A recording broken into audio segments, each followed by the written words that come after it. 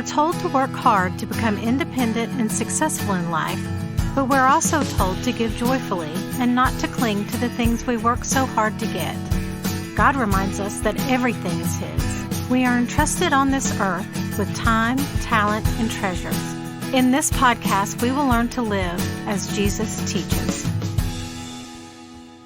Hey, welcome back to the Entrusted by God podcast. I'm Steve Wood. I'm the lead pastor at Mount Pisgah Methodist Church, and I'm joined today by Ray Bachman and Dwayne Wood, Joel Knowles, as we continue our pursuit of the presence of God for the purpose of practicing the presence of God, as Brother Lawrence would say.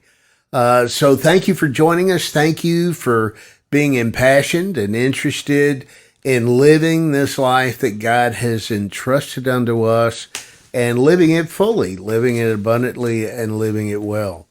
Today, we want to focus in on not just an antidote for anxiety and busyness, but to really begin to kind of hone in on, as God entrusts this life to us, the joy of what it means to find our pace in God's presence.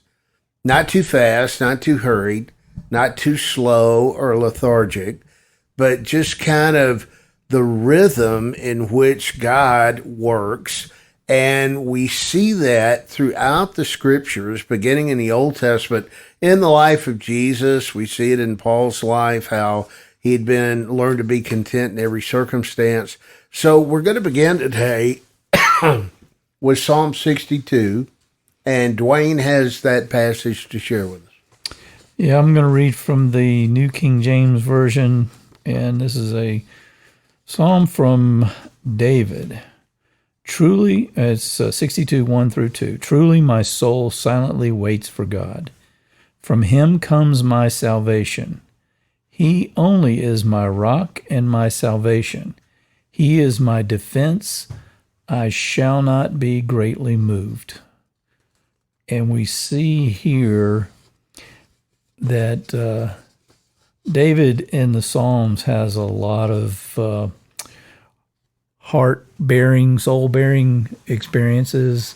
And you could just see the heart that David has is waiting on God, but also knowing that it's only from Him that salvation comes. Mm-hmm.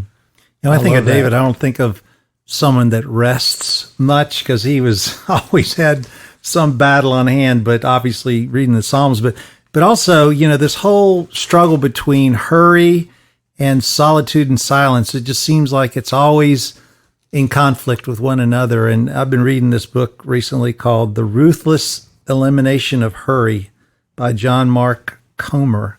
And he says in here, let me just read a few of his quotes here. He says, "You must ruthlessly eliminate hurry from your life.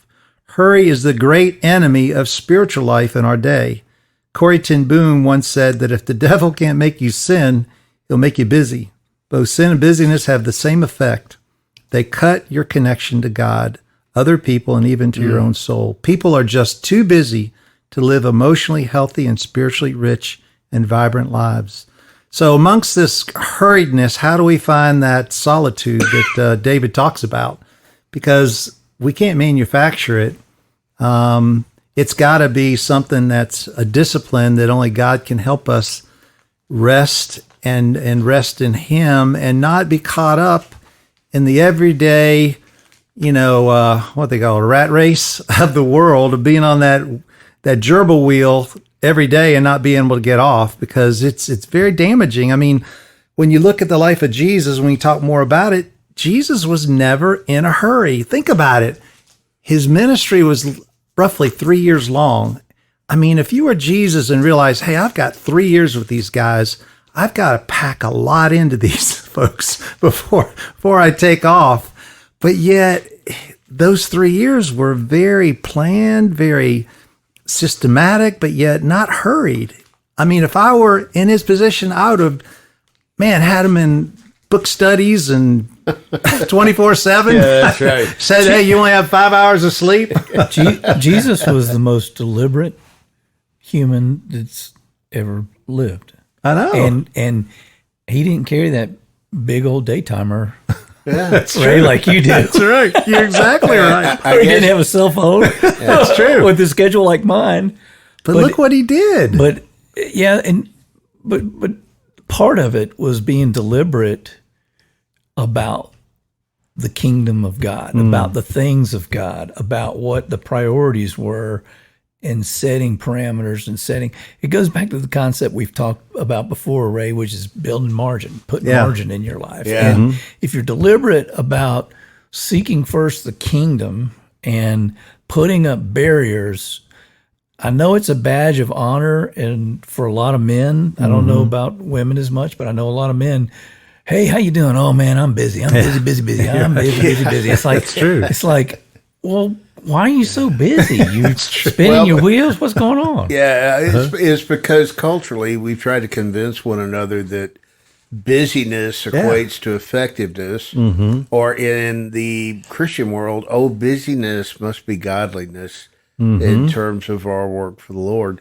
You know, if we study Jesus and his life as a model and look at it in the totality of how he lived and what was recorded, let's don't forget he was able to go sound asleep in a boat in a storm between two places while everybody else was fretting over the weather and the well-being.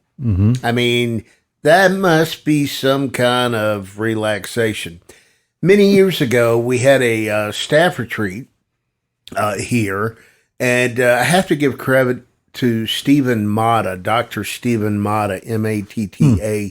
He came and he did a day apart with God using only Psalm 62:1. Wow. And I think he used the NIV version, which reads like this: "My soul finds rest in God alone." Now, I realize that's David that is proclaiming that, and he's proclaiming that as his truth.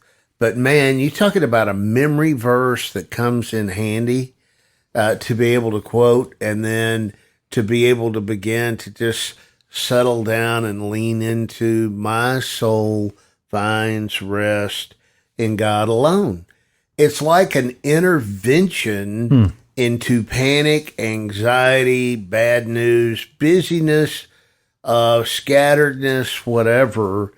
And God invites invites us into those moments, not that we would just have a break, but that we would be in the presence of God. There's been many times in my life in ministry where I thought, God, what I need is a vacation. All right.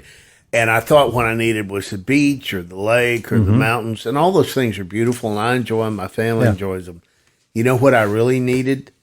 I needed to withdraw into the presence of God. And that's what you find throughout the scriptures, you know, either before an event or after an event that Jesus performed miraculous healings or whatever, he withdrew and had that quiet time with the Father. And you sit there and think, how much through the day am I really in silence? I've been, you know, there was a couple months ago, there was a retreat on just spending time alone with God and in silence, just clearing everything out, just sitting all by yourself, just listening and just asking God, you know, what is it you have to talk to me about? And it was tough exercise, just trying to stop everything, be somewhere where there's no sound, no distractions, and just being in quietness. It's a real struggle these days because we live in such a hyped up society.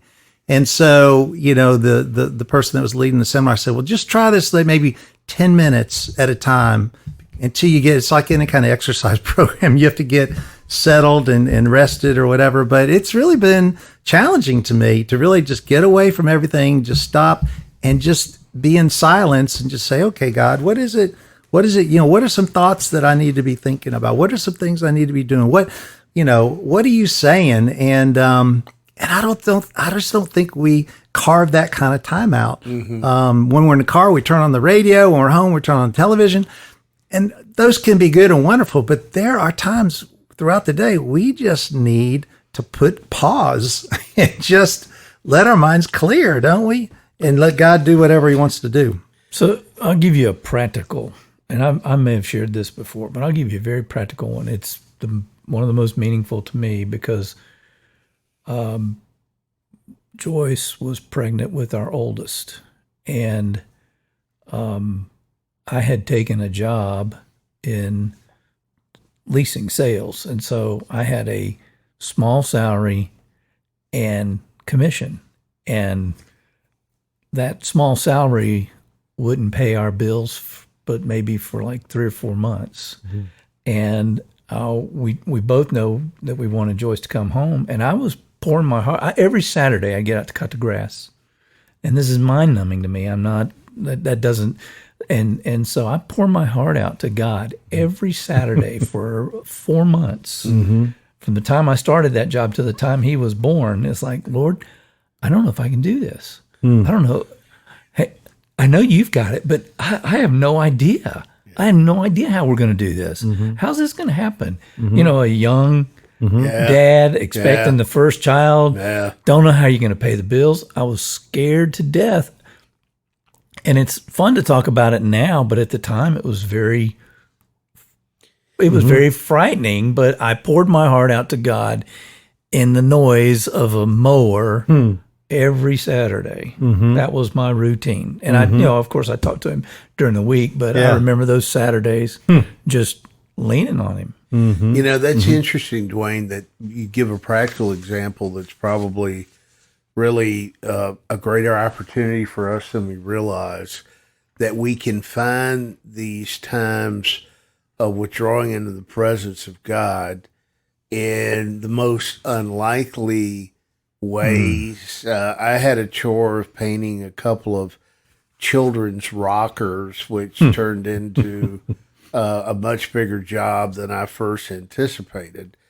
But I was by myself in a place where I couldn't get paint on anything else around the house, and actually found some pretty meaningful time with God over an issue I had been churning about. Mm-hmm. And so, one of the major maladies we see in children and adolescents in the counseling ministry is the effect of overstimulation, which means there is something activity-wise happening just all the time, from the moment you wake up to the moment you go to bed. Mm-hmm. And so what happens is that much of the roots of anxiety are exacerbated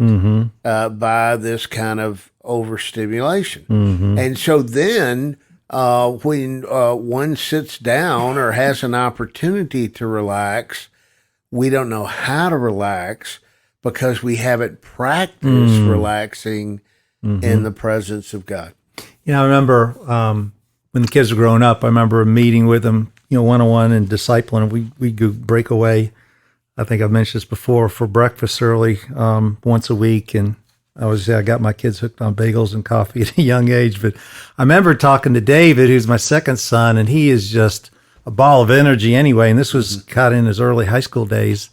And I remember going through his calendar because he was just sun up to sundown. So I said, okay, Dave, let's sit down and let's put A on the things you're doing now that are necessities. You feel like they've got to be in your schedule. B is questionable.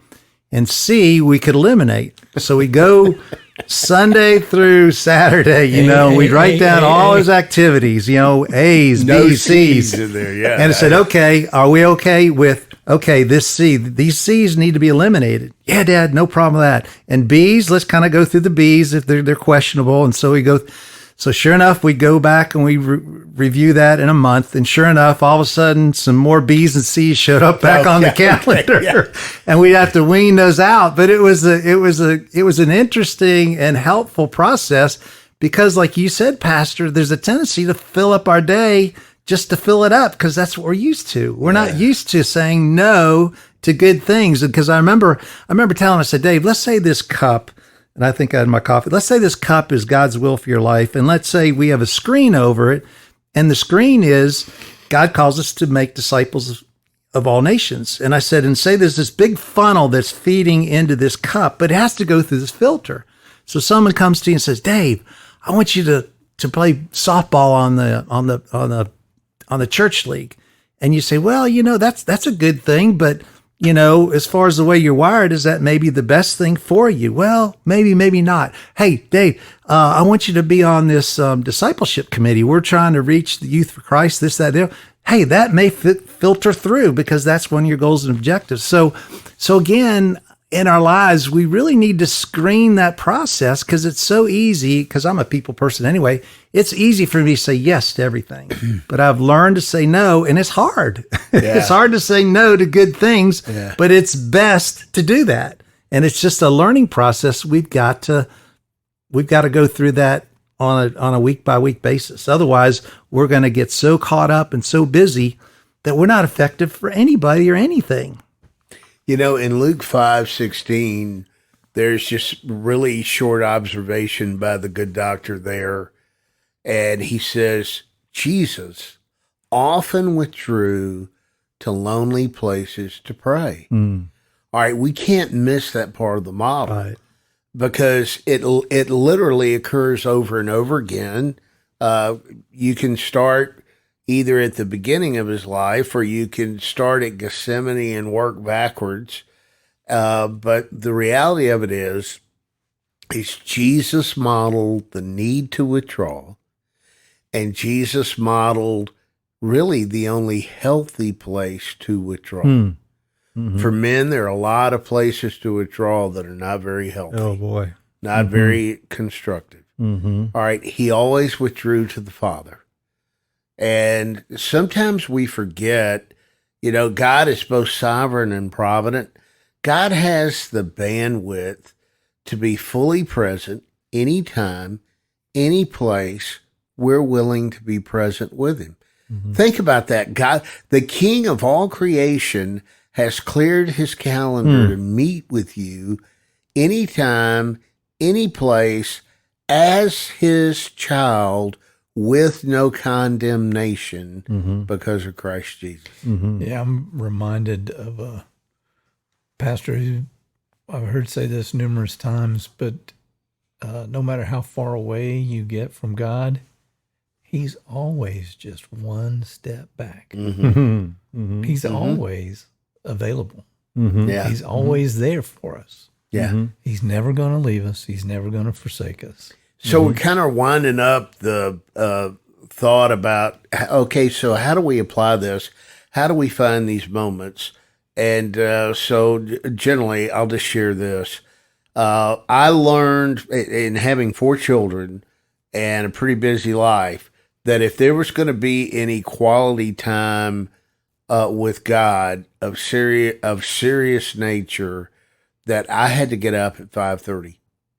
And it was part of the price that I had to pay just to beat them up to get that quiet time. Yeah. But then I've since learned how to grab some moments during the course of the day, and then also how to decompress at the end of the day. You guys got any practical tips for our listeners on how you choose to do that? This is something I kind of learned from my sister and brother-in-law is they would, in the evening after the kids were down, they would sit on the couch. They called it couch time. Turn off the TV and just talk about what the activities of the day and what happened, and just basically just download, what their day was like. And so Vicki and I have been kind of working at that. So that's just that, obviously quiet time in the morning is huge. I mean, that kind of sets the day, but that's kind of a way to decompress. Yeah, that's a in good the evening, couch time. Intentional. Yeah. Yeah. We, morning time is very, very important, but, I would say, now that children are out of the house, it was a different time when children were in the house. We were talking about this the other day. One of my daughter-in-law was telling me a story about my daughter who'd given a testimony and talked about the morning devotions that we used to do. And so Oh, wow. Dana had heard about it, and so she was relaying that to me. But now that children are out of the house, I literally take kind of a 3-step process, kind of a morning around lunchtime and after dinner, and sit down, and usually I take me a 30-minute nap after dinner. But That sounds good. Once I wake back up, I'll try to go be alone and study the Word a little bit. So